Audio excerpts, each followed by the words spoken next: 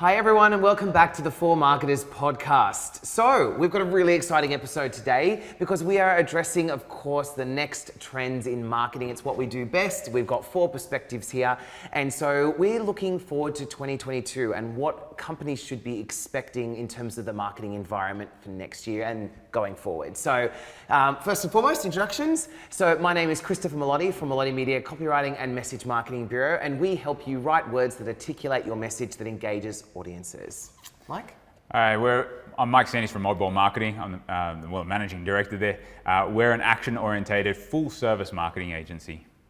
Hi, I'm Ariel Peters from Two Drafts. We are a full-service video and animation studio. We do the creative, the strategy, and the full video campaigns from TV commercials to multi-channel social media ads. And my name's Kristen Hancock, and I'm from Fontaine Swatch Branding and Design Studio, and we create profound brands for our clients. Right, let's do it. So 2022. Right. So yes, there's so many trends going on right now, and it's something that businesses want to know about, and we're in the right position given that we're 4 facets of marketing.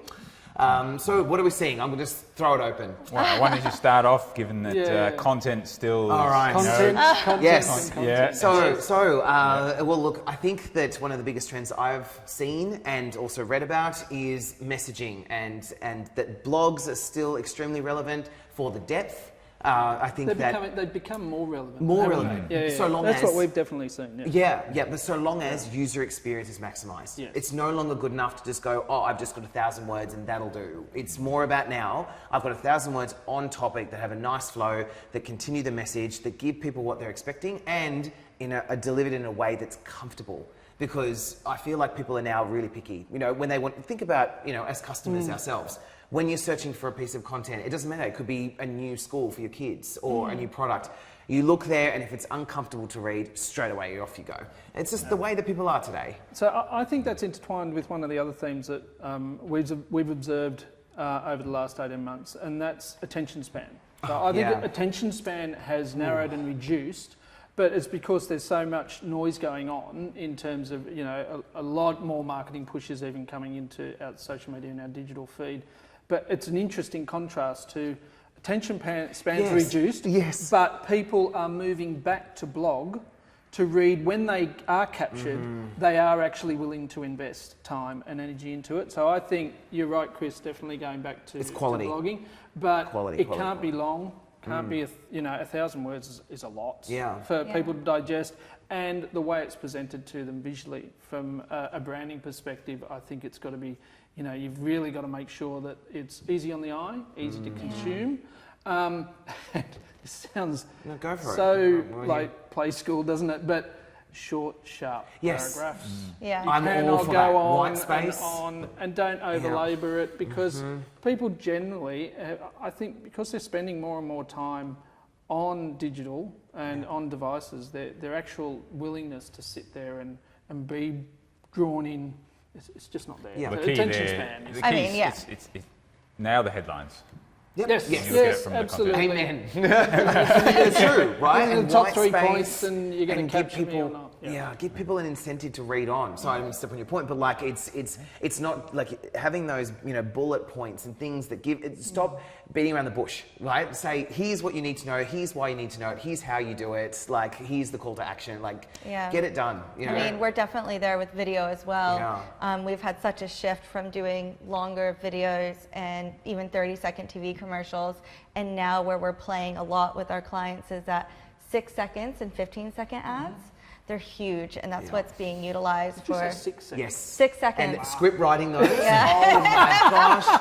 It's like remember- here's 7 messages to get in 6 seconds. 12 months ago when we were doing this podcast, we were talking about going from, we've got the 1 to 3 minute ad down to we're going to 30 seconds, and people are starting to think about 15. Now you're telling us 12 months on that's 6 seconds. What are you going to tell us next year? It's like 2. It's just a brand. They That actually must be really so challenging. It is really challenging. Very much so. Usually 6-second ads are more brand awareness. Yeah. So we'll usually do a 15-second and a 6. Normally 6-second ads, they can't skip. Yeah. So they're forced to watch it, and you can utilize those to create more brand awareness.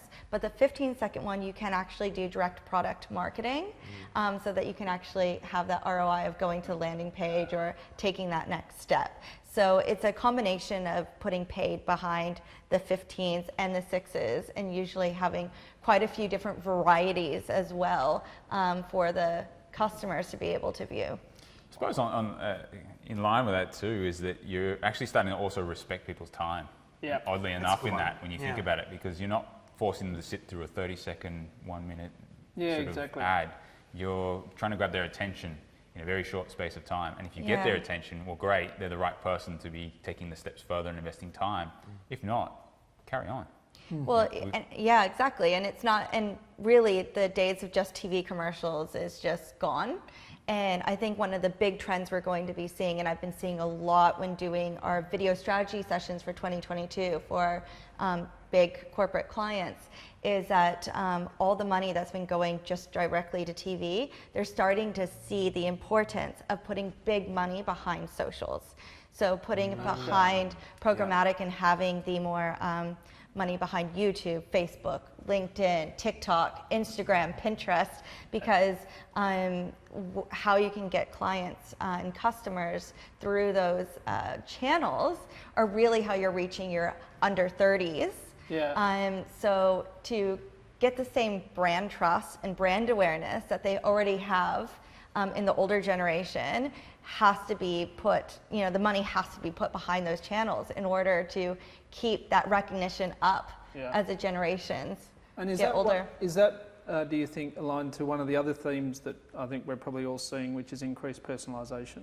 Oh, huge. And pushing, so taking away from a standard TVC or TV commercial that you would do in video, which is really, it's a bit of a scattergun approach, and it's like horses for courses, even though you're narrowing down the time frame when they're going to see it. But instead they're saying, no, we've got to be more personalised, we've got to understand our audience better, and we're actually doing, are they doing different videos for different social platforms? And so therefore it is really tailoring down to who's using. Top of that, well, I feel like bringing another trend on top of that is winging marketing, like winging your way through it, is starting to dwindle because people have such short attention spans and they're very focused. Writing your own copy, designing your own brand, shooting your own videos is going to struggle because it's not a senseless promotion. It really is going to a specialist to get those words down to 6 seconds, to shoot that video that's going to get 6 seconds of impact. You can't just get the admin person to write them. It's building your own websites. If you need to really get that attention, you need a message that's going to hit. You can't just be like, no, we can just try it out. Don't you reckon? That's a whole episode in its own. Right? Kind of going into where, but it's the truth. You can do all right. Like people can do it themselves, and you can nail it, and you can do really well. The likelihood of that happening, though, is pretty low. Is very. You get the odd consumer. Consumers are a bit more tolerant if it's a really small business startup, and they're getting that budgets are constrained. But if you're a business that's operating, you're doing reasonably well, and you are getting a lot of people turning up, they're just not accepting it anymore. They've got so much choice. So many other places are going to engage them and engage them well, and have really considered their whole brand journey. And we can talk about flywheels or not, etc. But it's true, But so the people that are putting in the effort and doing the personalisation are the ones that I think standing out, having an impact. It's personalisation, but it's actually as well having always on content now. Yes. So really, it's about what we're seeing. The big shift is going from having a few really large budget campaigns for a few videos to now when we're going out and filming, we are getting content every day. We're thinking of how can we utilize this one day to get multiple different videos from it. We're also shooting everything in 4K or 5K so that we can utilize it for 1x1 for 9x16 and 16x9 or 4x5. So when we're going out and filming, we're thinking of how we can utilize this content across all of their different channels. And we're trying to make sure that we're filming content that can be utilized in series or can at least get more play out of it than one creative idea. And that's the same for us, is when we're creating brands or working with brands, a lot of them are talking to us now about not just creating a brand and giving it a voice, but giving it a voice by segmentation.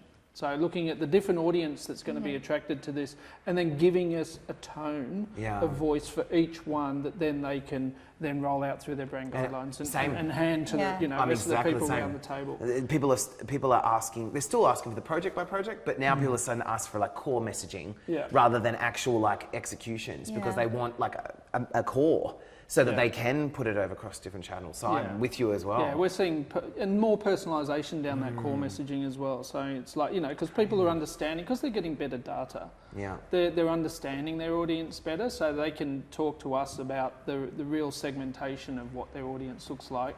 And then, okay, so what is our look and how is that consistently with our wider brand? The other part of that, not break trust by touching in and trying to be personal and actually realising we're not resonating. I don't know if, Mike, you've been seeing this, but one of the things that they're noticing is because now we're been more digitally focused, the brand loyalty isn't there as much. People are starting to cheat on their favorite brands. They're exploring. I love that cheat on It's true. They have a side and so this is such an important time for brands to be marketing in very local, personalized ways, and keep that at the top of their mindset, because they're not just sticking to their favorite brands anymore. This is a time with digital.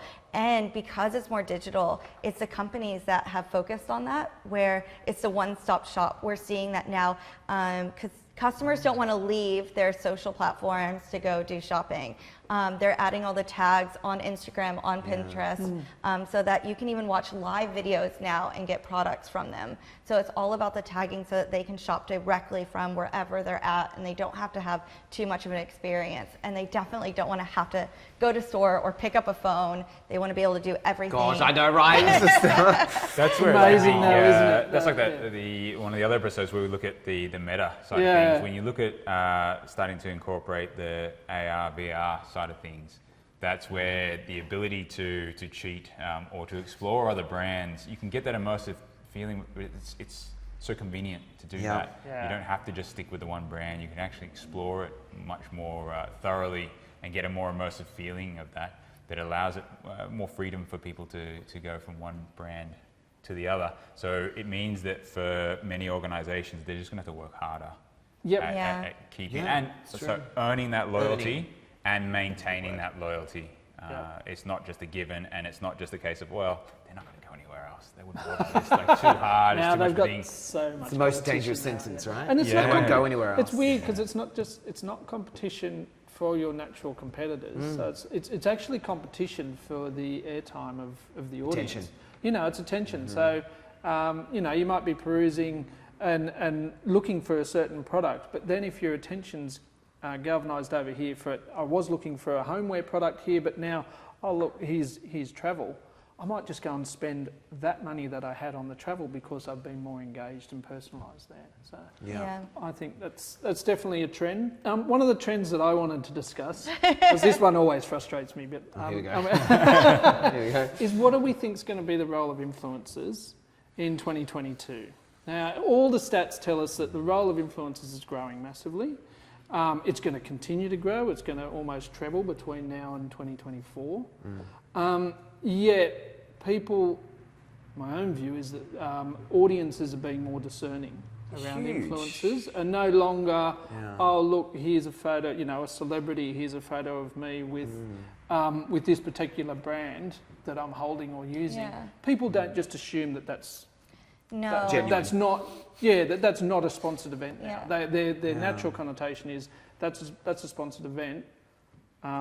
Do I really want to be part of that? Well, we deal with this all the time through our video agency, because we work with influencers quite a lot.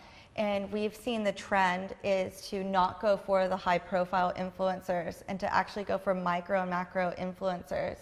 So they're ones that have a real, actual trusted community. So they might be really into surfing and their whole entire platform is just about them going out and catching waves and, being with their mates, and so a surf brand going to them, even though they only have maybe 100,000 followers, they know they are dedicated, real followers who truly trust that influencer. And are you crossing over and using that influencer based just on the values of the influencer? And so they may not necessarily be in your service or your product, but you're actually drawing on their values?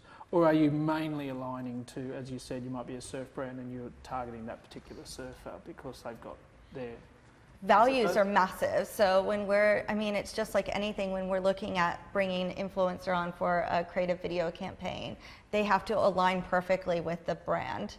So if the brand, has a very positive outlook, they like to give back, they are maybe really family oriented, you wouldn't have someone on there that was, cursing on every other video and doing like shake things up pranks and, you know what I mean, like you have to make sure that the person you're picking really stands for the brand, because now if that person is associated with your brand, it can have a really positive or really negative outcome to that. So there's a lot that goes into making that happen.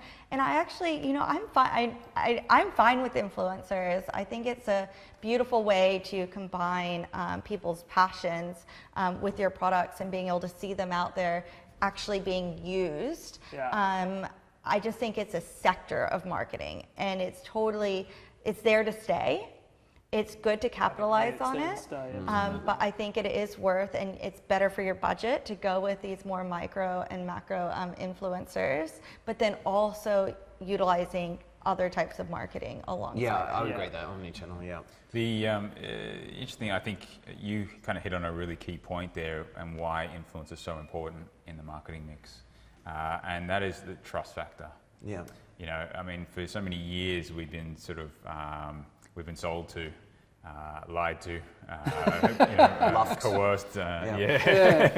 That I think there's an underlying sense of distrust and skepticism when people sort of see what advertising's done and what advertising is promising as a solution. That we have that. I think it's a healthy sense of skepticism these days. And influencers played a critical role in kind of breaking down that barrier. And so as long as that influencer maintains trust with their audience. That was it, because they're getting just as much pushback now too. So they're being a lot more selective with the products they go after. So if anything, at the beginning, these influencers were like, this is great, look at me just getting all this stuff. And they were like, and people were okay with it. But now there's a lot of pushback, and they can lose a huge amount of followers straight away if they're pushing a product that doesn't align with their followers' morals or standards. Like if they did a diet protein shake, and it could cause huge uproar within their community. So I think we're actually seeing, because it's become such more of a mainstream thing and it's now such a part of marketing, there is this expectation of trust and respect I think so, massively. That's happening, Yeah, because there are certain the great influencers do come with their own credibility, and they now need to maintain that credibility.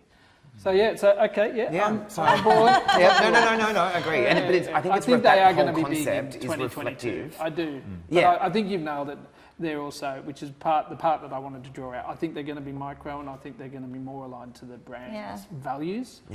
Because we're seeing that they are running their own businesses now, influencers, and therefore they're protecting that audience quite a lot. Let's talk about that, because I think that's a huge trend in this new year, values and authenticity. I've seen, we've been doing a lot of video strategy plans for our clients for the new year, and a lot of them are starting to partner with not-for-profit social responsibility movements, because customers not only now they expect it, and they don't even want to buy or purchase or work with businesses that aren't giving back. And so that's something that's definitely, I think we're going to see a lot more big corporations partnering with social change or not-for-profits, in a lot more than just saying, we've donated this one thing. It's going to be a full partnership that's going to be happening. And like I'm seeing it in my own business. Every time I post about, say, the RSPCA or something like that, about the partnership we have with them, huge traction, and it has often nothing to do with our business at all. It's just, here's an initiative that we've helped them with, here's some content that we've helped them write, and it's like people respond and really resonate with those kind of messages, and that spurred me to get more involved in that social cause. But only if you're truly being This is involved. the key. And I agree. That's the difference this year. Because this, I think, in 2022, this is the key. It's like there is a big push from, doesn't matter whether it's business or consumer, to be involved in social change. And I'm sure what will come through, we'll see more is climate change. Of course, because huge. that, it's the reality of climate change is really getting on, really getting the airtime. But you have to be legitimate. Yeah. Do not embark on this unless you are prepared to be legitimate in it and actually take action. Because if you don't, you will pay the price. You get caught out. And look, I think that something we've talked about the whole time is that exact theme, is everything needs to be genuine now. Like, did you reckon, like, we've talked about many different trends in this episode, and all of it has come back to be there for the right reasons. Yes. Right? Do you Authenticity. think? Like, that's what, it doesn't matter across all of our fields, all of it is be authentic. Yeah. So do we want to sort of sum up with our key, maybe we do a couple of each of the trends that we're sort of excited for? Do you want to start? Everyone's everybody's looking at Chris so I think, look, for 2022... We just discuss all that. So I think for 2022, experience for me is one of the main things I think is providing a great experience, and that it starts with your messaging. So something that my business gets involved with is the copy and the content and the messaging side of things. So making sure that you're checking that your website is providing a great experience, that all of your content is providing a great experience, all of it is quality. I think that for me is the 2022 trend. I think for us, it's actually starting to see the continuation of the hybrid kind of purchasing model that we saw really over the last kind of couple of years, really. Digital and purchasing online is massive. It's grown incredibly well. But then now as we get back to some sort of level of normality, that we'll see a really strong hybrid approach. And I think that's where we're really going to see both the sort of physical side of things and shopping, it's there, it's going to be there, but then the digital side is still going to be a very prominent feature going forward, and it'll be interesting to see how that then evolves when we talk about AR and VR as well coming into the mix. You're going to see this sort of hybrid where there's going to be a blending of these different sort of you'll start to get those real world experiences that we can have right now that you just don't get online. Those will start to become more online, and so there's going to be this interesting sort of mix of some brands start to have a bit of both. Some will still be more predominantly just experiential in terms of real world, and yet the digital side is such a huge thing, and that's going to be really interesting to see how that dynamic plays out. But I see that being a huge trend going forward in the next year. Yeah, I mean, for video is going to be king. I feel like I'm in a great industry right now because video is so essential in marketing. And we are seeing the development of the more shorter videos. As I said, I think it's having more of a programmatic approach, most likely, to the video marketing, making sure that there's more budget being put more towards the social platforms. There is going to be a lot of influencer marketing as well, but I really think the trend and how you can start prepping for it now is to have that video content strategy so that you have video for the whole year planned and you're hitting all those milestones. Because customers are expecting video on all different platforms throughout. I think that's right. The whole entire year. So, taking over the world. And podcasting too. And look, from our perspective, I believe it's going to be personalisation and engagement are going to be the key. And engagement, by engagement I mean really understanding what your brand's about, what are the foundations of the brand, what does the brand stand for from a values perspective, and making sure that you're able to engage the audience with that. So tell that story and personalise it down, customer segmentation to the nth extent that you can. The more you can personalise it, I think it's going to be. And that's going to be the theme for 2022. Great. Well, thank you, Full Marketers. Thank you, everyone. Thank you for joining us for this episode of the Marketing Trends for 2022. Please join us on our next episodes, and we'd love to see you again. Thank you, everyone. Thank you.